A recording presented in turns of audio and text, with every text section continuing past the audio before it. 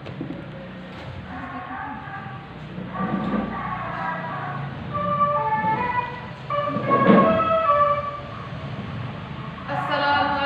warahmatullahi wabarakatuh.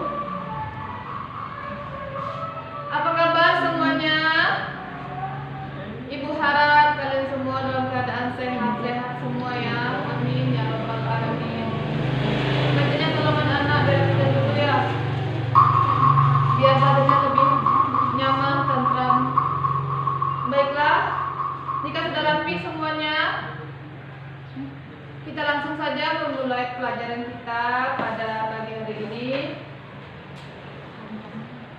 yaitu Alhamdulillahirabbil alamin wa bihi nasta'in wa la umuri dunya waddin wassalatu wassalamu ala mursalin wa ala alihi wa ashabihi ajma'in amma ba'd. Baiklah, langsung saja. Sebelum kita masuki materi, alangkah baiknya dulu kita membaca al-basmalah. Bismillahirrahmanirrahim. Pertemuan kita kali ini yaitu membahas tentang pengertian ijtihad. Nah, anak-anak semuanya, apakah sudah ada yang tahu apa itu ijtihad? Nah, benar, ijtihad itu sungguh-sungguh ya.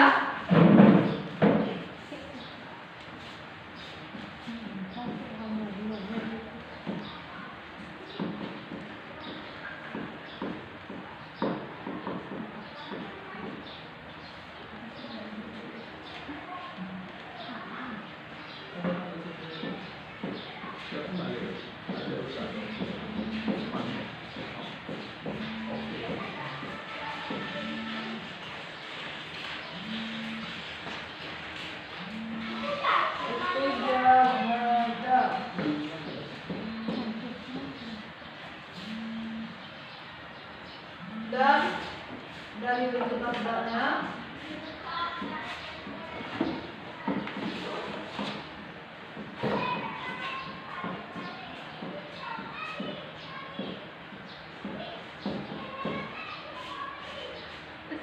yaitu jahil.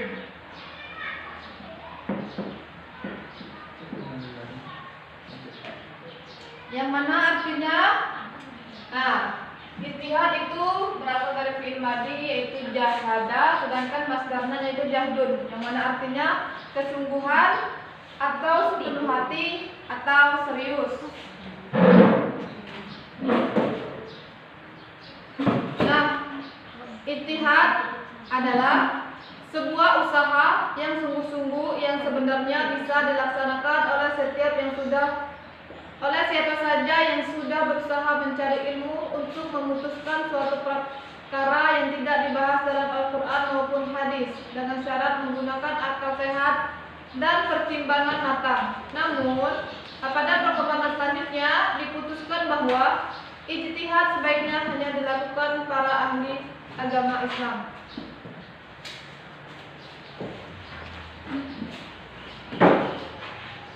Nah, selanjutnya banyak rumusan yang diberikan mengenai definisi ijtihad menurut istilah, tetapi satu sama lainnya tidak mengandung perbedaan. Di antaranya, Ibu Kasujanto menurut Imam Al-Shawkani dalam kitabnya Irsyadul Al-Fuhuli memberikan definisi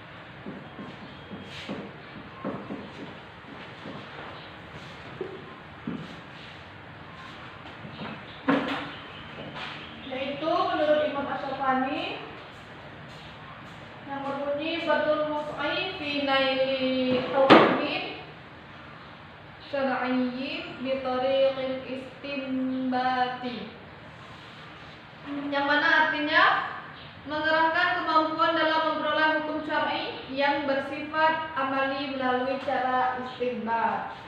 Dan yang selanjutnya yaitu menurut Ibnu Subki memberikan definisi ijtihad sebagai berikut.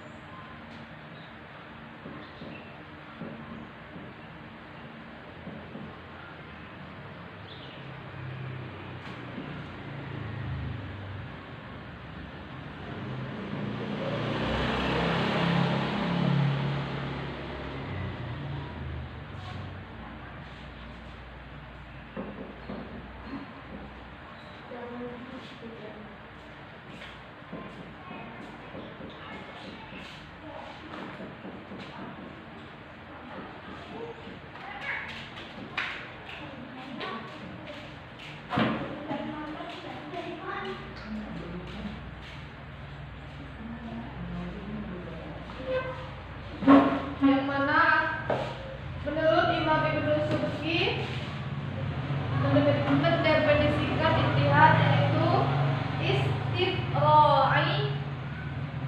istiqra'ul faqihil wus'a li tahsili dhanni bi hukmin syar'i, yang mana artinya pengerahan kemampuan seorang faqih untuk menghasilkan dengan dugaan kuat tentang hukum syar'i. Nah, itu tadi ya berbagai macam definisi ijtihad menurut para imam. Nah, selanjutnya kita langsung memasuki hukum ijtihad. Secara umum, hukum ijtihad wajib bagi seorang yang sudah mencapai tingkat faqih atau mujtahid. Jika belum mencapai kedudukan faqih, maka dianjurkan bermazhab, bertaklid kepada orang yang tidak diperbolehkan bagi seseorang yang sudah mencapai derajat mujtahid.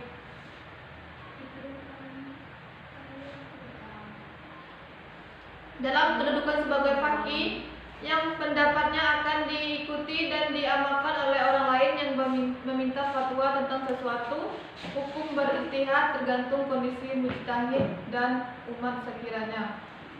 Yaitu apabila seorang faqih ditanya tentang hukum suatu kasus yang telah berlaku, sedangkan ia hanya satu-satunya faqih yang dapat melakukan ijtihad dan merasa kalau tidak melakukan ijtihad pada saat itu akan berakibatkan kasus tersebut luput dari hukum.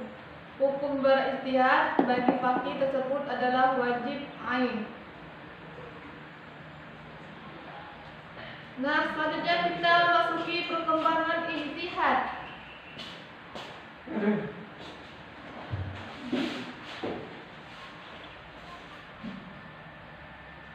Ijtihad berkembang mengikuti perkembangan zaman. Sebagaimana diketahui, sumber hukum pada awal permulaan Islam pada masa Rasulullah SAW yaitu Al-Quran dan As-Sunnah.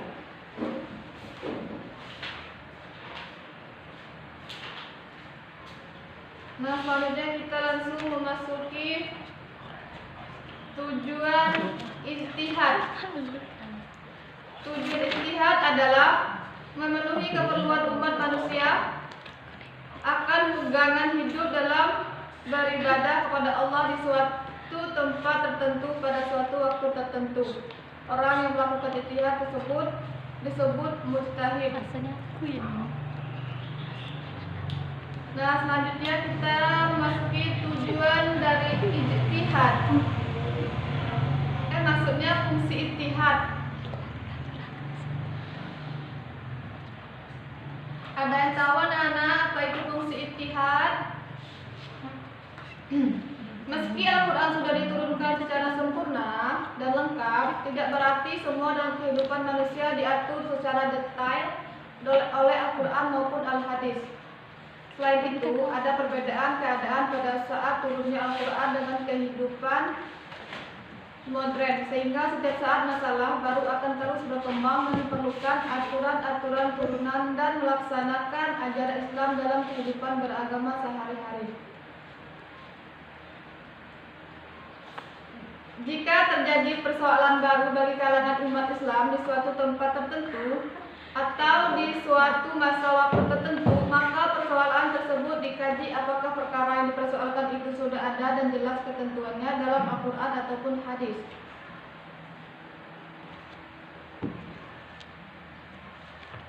Namun, jika persoalan tersebut merupakan perkara yang tidak jelas atau tidak ada ketentuannya dalam Al-Quran dan hadis, pada saat itulah maka umat Islam memerlukan ketetapan ijtihad. Tapi yang berhak membuat ijtihad adalah mereka yang mengerti dan paham Al-Quran ataupun hadis. Selanjutnya kita memasuki jenis-jenis ijtihad. Yang pertama yaitu ijma. Ada yang tahu anak-anak apa itu ijma?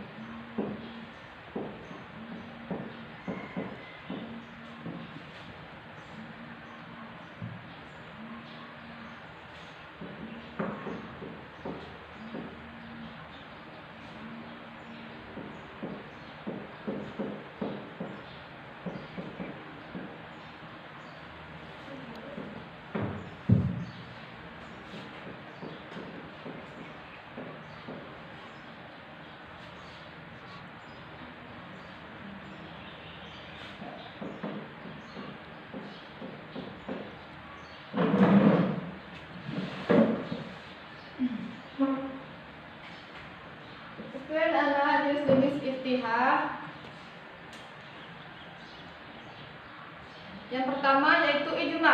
Nah, ijma artinya kesepakatan, yakni kesepakatan para ulama dalam menetapkan suatu hukum-hukum dalam agama berdasarkan Al-Quran dan hadis.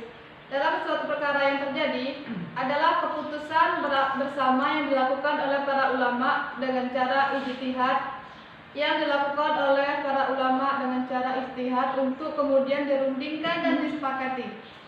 Hasil dari ijma adalah fatwa, yaitu keputusan bersama para ulama dan ahli agama yang berwenang untuk diikuti seluruh umat Islam.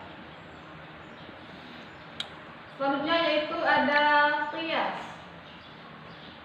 Qiyas ini adalah menggabungkan atau menyamakan, artinya menetapkan suatu hukum atau suatu perkara yang baru yang belum ada pada masa sebelumnya, namun memiliki kesamaan dalam sebab, manfaat, bahaya dan berbagai aspek dengan perkara terdahulu sehingga dihukumi sama. Dalam Islam, ijma dan qiyas sifatnya darurat bila memang terdapat hal-hal yang ternyata belum ditetapkan pada masa-masa sebelumnya. Beberapa definisi qiyas yaitu antara lain menyimpulkan hukum dari yang asal menuju kepada cabangnya berdasarkan titik persamaan di antara keduanya. Selanjutnya membuktikan hukum dan definitif untuk yang definitif lainnya melalui suatu persamaan di antaranya, dan lain-lain. Selanjutnya yaitu ada ihtisan. Ihtisan ini definisinya adalah yang pertama itu fatwa yang dikeluarkan oleh seorang faqih. Faqih, apa yang tahu apa itu faqih? Faqih itu yaitu ahli fikih ya, hanya karena dia merasa hal itu adalah benar. Yang kedua, argumentasi dalam pikiran seorang faqih tanpa bisa diekspresikan secara lisan olehnya. Selanjutnya mengganti argumen dengan fakta yang dapat diterima untuk maslahat orang banyak. Kemudian tindakan memutuskan suatu perkara untuk mencegah kemudaratan. Yang terakhir, tindakan menganalogikan suatu perkara di masyarakat terhadap perkara yang ada sebelumnya. Selanjutnya yaitu maslahah mursalah.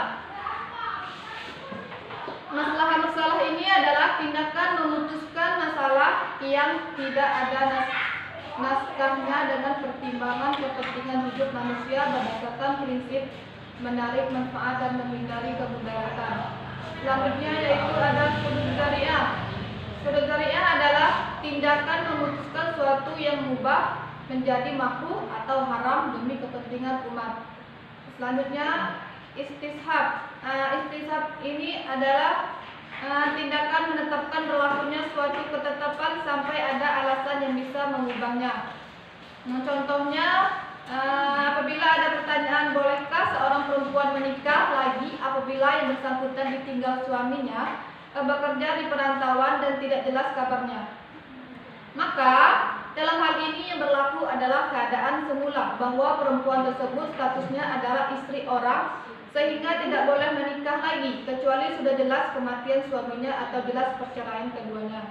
Yang terakhir yaitu adalah tindakan menentukan masih bolehnya suatu adat istiadat dan kebiasaan masyarakat setempat selama kegiatan tersebut tidak bertentangan dengan aturan-aturan prinsip dalam Al-Quran dan hadis.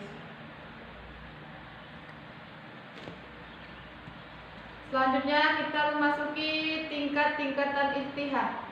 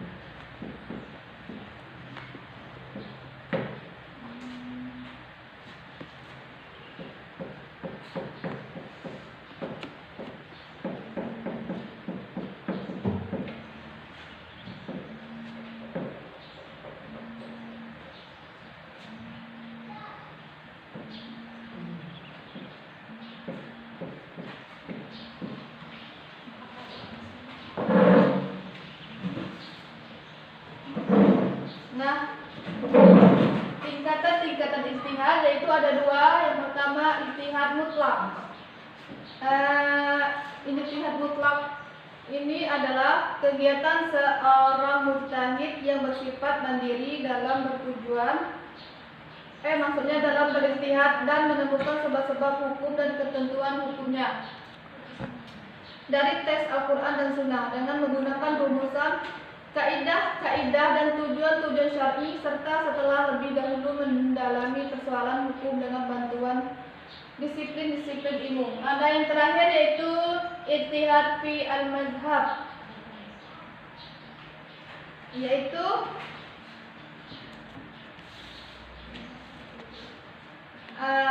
seorang ulama berjihad mengenai hukum syara dengan menggunakan metode istinbat. hukum yang telah dirumuskan oleh imam mazhab, baik yang berkaitan dengan masalah-masalah hukum syara yang tidak terdapat dalam kitab imam mazhabnya, meneliti pendapat paling kuat yang terdapat di dalam mazhab tersebut, maupun untuk memberikan fatwa hukum yang disesuaikan kepada masyarakatnya. Baiklah anak-anak, pelajaran kita Ibu akhiri sampai di sini dulu ya. Ibu harap semuanya bisa mengerti ya apa Ibu jelaskan tadi. Tolong dipelajarkan lagi ya di rumah. Apa ada yang bertanyakan? Silakan bertanya. Jika tidak ada, Ibu akhiri.